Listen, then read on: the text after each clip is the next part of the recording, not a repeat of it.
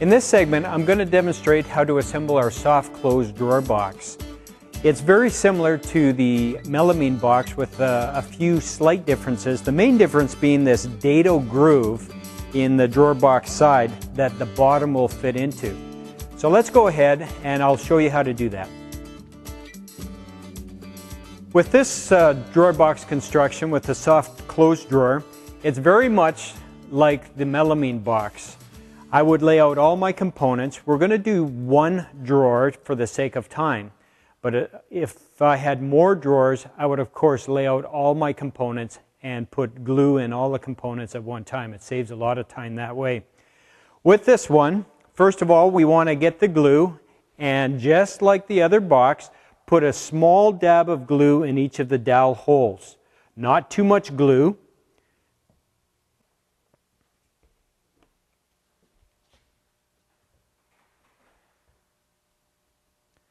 Now with the box side on the soft close box, we also have these dado grooves. We need a little bit of glue in there as well.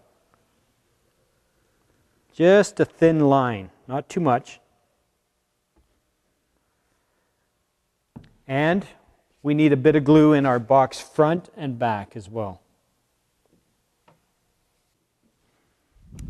Okay, once all the glue's in, now we have to insert the dowels. Same with the melamine box. You want to put the dowel in a little bit carefully. Don't smash it in really fast. It could blow out the edge of the box sides here. So I'll just put in all these dowels.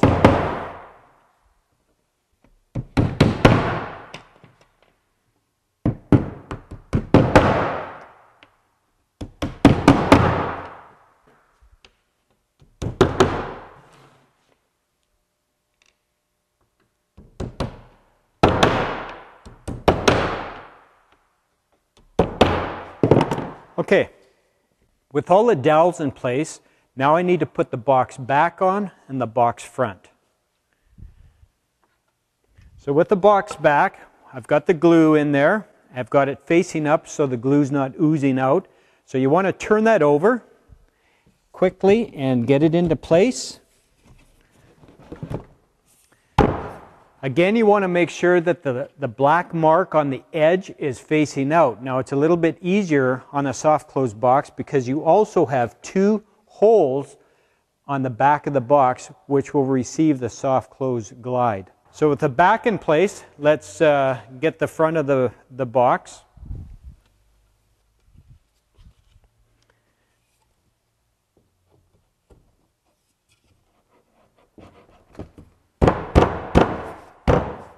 Okay, with the back and front on, it's a little bit different from the melamine box because now we have to put the bottom in the dado groove first before we put this last side on.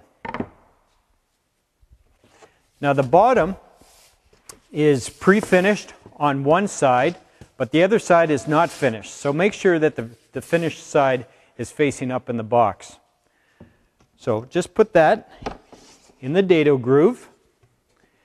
A little bit hard to try to hold on to everything at the same time, but get this last side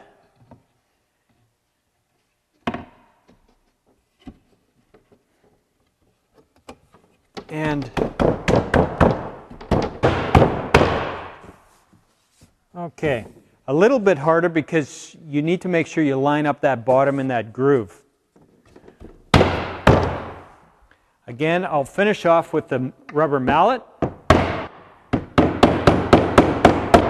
just to make sure everything is tight, and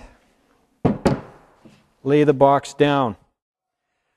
Now, unlike the melamine box, instead of using a number 6 1.25" screw to attach the bottom, we recommend that dealers get a staple gun, and you can pick these up relatively cheap at Home Depot or Revy's, and sometimes they come in a kit where you get a little compressor and the staple gun. And what we suggest is using a 1" by 1/4" crown staple, and that works best.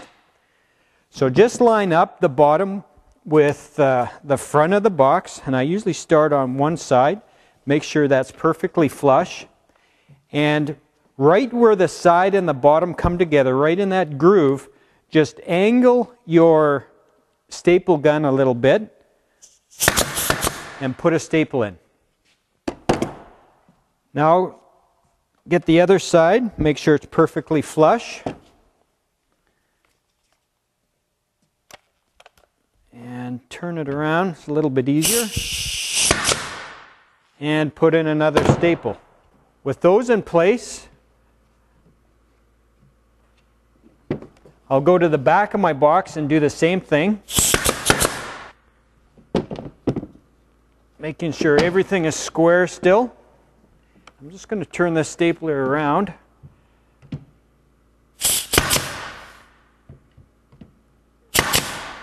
And I'll put another one in. Okay, now what we need to do is put a few more staples along the front edge of the box and the back edge of the box.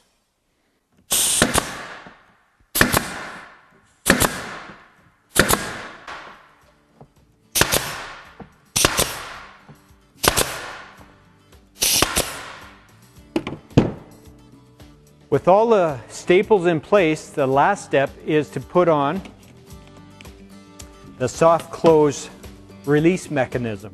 And they just go to the front of the box, and there's a left and right mechanism, and they go right to the very edge to the front, and those are held in place usually with a 1/2 inch, 2 1/2 inch screws to hold those in place.